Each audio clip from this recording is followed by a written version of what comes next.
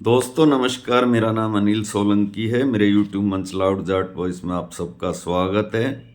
दोस्तों, कभी कभी इतिहास में घटी हुई एक घटना किसी भी देश का इतिहास बदल देती है। हमारे देश में ऐसी अनेकों घटना हुई हैं जिनकी वजह से हमारे देश का इतिहास जो कुछ और होता उनकी वजह से कुछ और हो गया।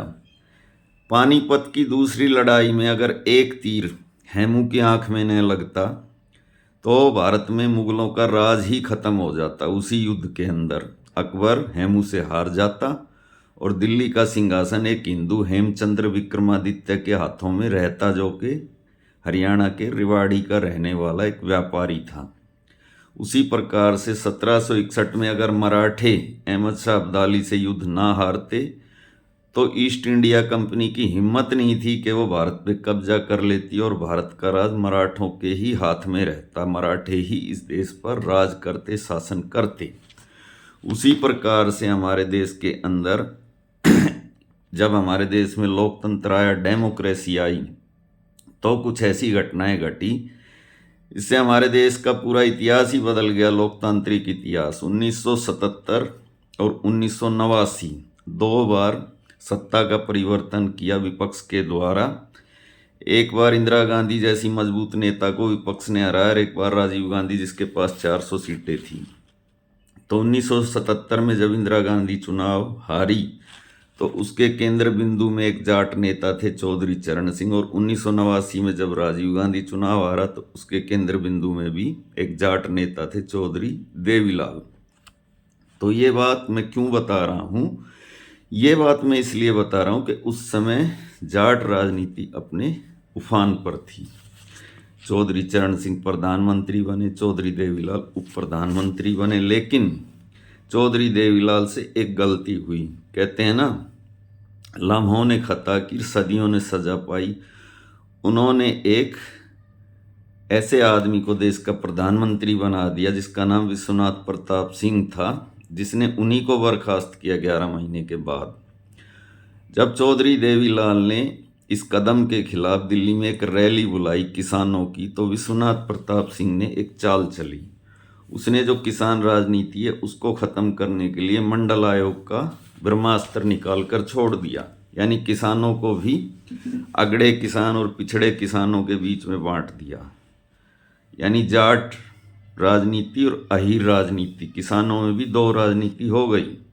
उसका रिजल्ट ये हुआ कि हमारे देश के अंदर ओबीसी की राजनीति आई और उसमें भी यादव जो थे वो राजनीति के केंद्र बिंदु बने। यूपी और बिहार जैसे भारत के दो बड़े राज्यों में यादव राजनीति का उभार हुआ। उत्तर प्रदेश में मुलायम सिंह यादव 3 बार मुख्यमंत्री बने और बिहार में लालू की पार्टी भी 3 बार सत्ता में आई, आरजेडी। तो मुलायम सिंह यादव 1996 में एक बार प्रधानमंत्री भी बनते बनते रह गए। जब देवेगौड़ा प्रधानमंत्री बने थे, उनको प्रधानमंत्री बनने से रोका लालू प्रसाद यादव ने, ये कहकर कि अगर यादव ही प्रधानमंत्री बनना है तो मैं क्या बुरा हूँ। तो ये सारा इतिहास मैंने आपको क्यों बताया? ये सब बताने का मेरा मकसद था कि आज भारतीय जनता पार्टी की जो हिंदूवादी राजनीति है उसने इस यादव राजनीति की जड़ों को कैसे खोखला किया है, ये मैं अभी आपको बताऊंगा।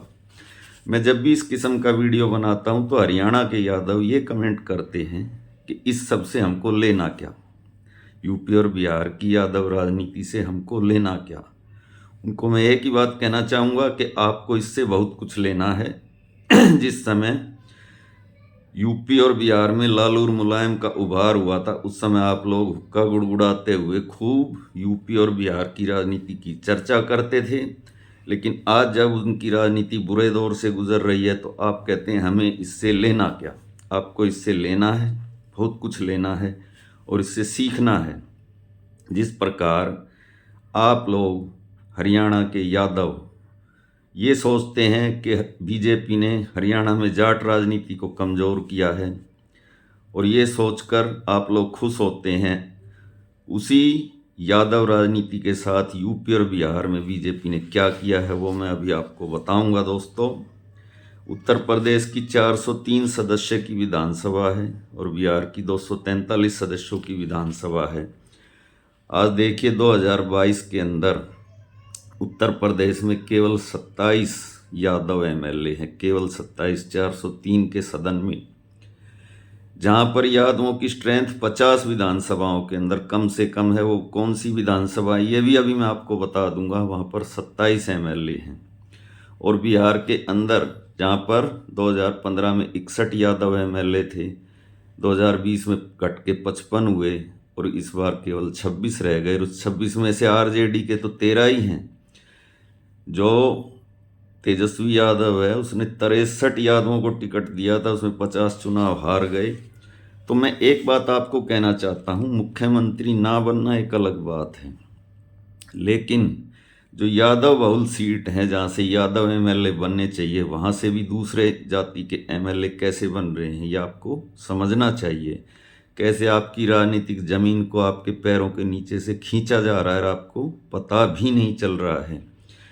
बिहार के अंदर यादवों की जनसंख्या 15% और 70 विधानसभाएं ऐसी हैं जहाँ पे यादव बहुल हैं, जहाँ पर यादवों की आबादी 35, 40 और 50% के आसपास है। अब मैं आपको बताता हूँ साथियों, इस बार 2025 में हालांकि 5वीं बार आरजेडी वहाँ चुनाव हारी है। ये 5 साल पूरे हो जाएंगे जब उनका वनवास 25 साल का हो जाएगा। और जो पार्टी लगातार 25 साल सत्ता से बाहर रहे, तो नेता की तो बात छोड़ो, उसके तो कार्यकर्ता भी उसे छोड़कर भाग जाते हैं, क्योंकि डूबते जहाज की सवारी कोई भी नहीं करना चाहता। कोई नहीं हारने वाली पार्टी में रहना चाहता। तो उस आरजेडी के साथ हो ये रहा है कि उसका यादव जनाधार खत्म किया जा रहा है। आज मैंने आपको बताया आरजेडी से केवल 13 यादव जीत कर आए हैं, टोटल 26, और जिनकी आबादी 15% है। उसी बिहार में 32 एमएलए राजपूत जीत कर आए हैं, जिनकी आबादी 3.5% से भी कम है। 14 ब्राह्मण जीत के आए हैं, जिनकी आबादी 3.5% है। और 23 भूमिहार जीत कर आए हैं, जिनकी आबादी 2.25% है। और 25 कुर्मी जीत कर आए हैं, जिनकी आबादी 2.25% है। तो ये है बिहार का हाल। ऐसे यूपी के अंदर आज 49 ठाकुर विधायक हैं, 41 कुर्मी विधायक हैं, 15 जाट विधायक हैं, और यादव मैंने आपको बताया केवल 27 हैं। अब बात करते हैं हरियाणा की साथियों। हरियाणा की भी थोड़ी सी आपको बात बता देता हूँ। हरियाणा के अंदर 2014 के अंदर 25 एमएलए जीत कर आए थे। जब पहली बार बीजेपी चुनाव जीती, 25 जाट एमएलए थे। कांग्रेस के 9 थे, बीजेपी के 6 थे, लोकदल के 7 थे, 3 निर्दलीय थे। उसके बाद 2019 में संख्या कम हुई, 24 रह गए। कांग्रेस के 9, बीजेपी के 5, जेजेपी के 5 और निर्दलीय 4, लोकदल का 1। और उसके बाद 2024 में आज कांग्रेस के 14, बीजेपी के 6, लोकदल के 2। यानी बीजेपी से तो 5 और 6 ही जीत कर आते हैं हमेशा। तो मैंने एक और वीडियो में ये बात आपको बताई थी, हरियाणा के अंदर 90 सदस्यीय विधानसभा है और यहाँ पर जाटों की अभी पिछले 3 चुनाव से 24 और 25 के बीच में ही सीटें जीत पा रहे हैं। यहाँ पर सरकार बनाने के लिए 46 एमएलए की ज़रूरत होती है हरियाणा में, और 46 सीट हरियाणा में ऐसी हैं जहाँ पर जाटों की जनसंख्या 35 से 40-50% तक भी है। अगर इन 46 सीटों पर जाट अपना वोट इधर उधर खराब न करें, एक ही जगह पर डाल दें, तो हरियाणा में जाटों की सरकार बनने से कोई रोक नहीं सकता। मैं भी आपको शॉर्टकट में एक बार फिर से वो 46 सीटें गिनवा देता हूँ। गोहाना, टोहाना, उचाना, जुलाना, इसराना और उकलाना। इसके अलावा बेरी, गढ़ी, सांपला, किलोई, लाडवा, असंध, डब्बाली, एलनाबाद, रानिया, तोशाम, बड़ौदा, बहादुरगढ़, कलायत, पानीपत ग्रामीण, गन्नौर, लोहारू, हथीन, बरवाला, बाढ़ड़ा, दादरी, महम, पृथला, कैथल, फतेहाबाद, सफीदो, नारनौंद, अम्बाला सिटी, राई, नलवा, गन्नौर, बादली, पेहुआ, समालका, पलवल, खरखोदा, आदमपुर, बरवाला, बधरा, भवानी खेड़ा, कलानौर और होडल और झज्जर एससी रिजर्व सीटें हैं। तो ये हुई दोस्तों हरियाणा की 46 वो सीटें जहाँ से जाट विधायक बन सकते हैं। लेकिन क्योंकि एक सीट पर भारतीय जनता पार्टी कई जाटों को निर्दलीय खड़ा कर देती है और जाट चुनाव हार जाते हैं। इस प्रकार से उनके पैरों के नीचे से उनकी राजनीतिक जमीन खिसकाई जा रही है। अब बात करते हैं उत्तर प्रदेश और बिहार की। यूपी के अंदर जैसा मैंने आपको बताया 48 से 50 विधानसभाएं ऐसी हैं जहां पर यादवों की आबादी 30 से 50% है, और बिहार के अंदर ऐसी 70 सीटें हैं। तो पहले शुरुआत यूपी से कर लेते हैं। अतरौली, गुन्नौर, सहसवान, शेखुपुर, आंवला, कटरा, करल, एटा, बिस्वा, पूर्वा, बक्सी का तालाब, अमृतपुर, छिबराहू, सिरसागंज, दिव्यापुर, जसवंत नगर, प्रतापपुर, इलाहाबाद, बीकापुर, नानपारा, गैसड़ी, बासी, कैप्रियागंज, रुद्रपुर, मुबारकपुर, फूलपुर, पवई, बैरिया, शाहगंज, मल्हनी, मडियाहू, मुगलसराय, शिवपुर, मैनपुरी, प्रतापगढ़, गोरखपुर, सिकंदराबाद, सिकोहाबाद, जसराना, दातागंज, बिगरी, चैनपुर, पलिया, बाराबंकी, जगोपुर, सकडिया, आजमगढ़, बबेरू, बस्ती सदर, रुदौली। ये तो उत्तर प्रदेश की 48 सीट मैंने बताई। अब मैं बिहार की ऐसी आपको 70 सीटें भी बता देता हूँ। औरई, हसनपुर, राघोपुर, महुआ, औरई, शेरघाटी, नाथनगर, मधेपुरा, महेसी, पारू, मरहोरा, पारसा, सुल्तानगंज, नाथ नगर, बख्तियारपुर, काराकाट, नवादा, कस्बा, पालीगंज, दिनारा, भजपति, अतरी, जोरवी घाट, पिपरा, चकई, रामगढ़, बहमपुर, मनेर, फतुहा, मटियानी, मंडोरा, रघुनाथपुर, आलमनगर, किशनगंज, जमुई, गरुआ, बडहरा, दानापुर, पटना साहिब, दीघा, बाढ़, मुंगेर, तारापुर, बेगूसराय, बछवाड़ा, मोहिउद्दीन नगर, सोनेपुर, अमनौर, छपरा, तरैया, बनियापुर, गोरैया, कोठी, दरोदा, सिवान, बैकुंठपुर, साहिबगंज, बरूराज, साहेबपुर, कमाल, फतुहा, रक्सौल, कल्याणपुर, पिपरा, मधुबन, चिरैया, रीगा, परियार, बेनीपति, खजौली, झंझारपुर, अलीनगर।